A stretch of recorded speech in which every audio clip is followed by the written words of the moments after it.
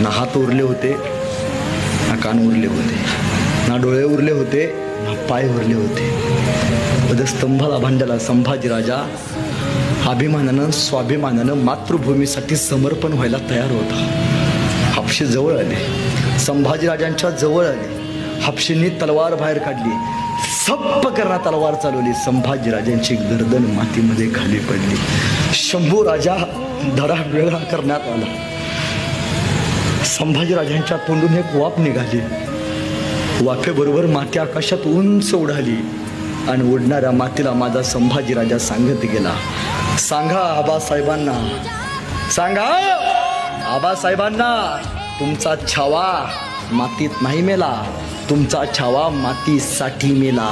अरे मातीत मरणारे काही असतात, मातीसाठी मरणारे फक्त संभाजी राजे असतात, हे सांगत गेले.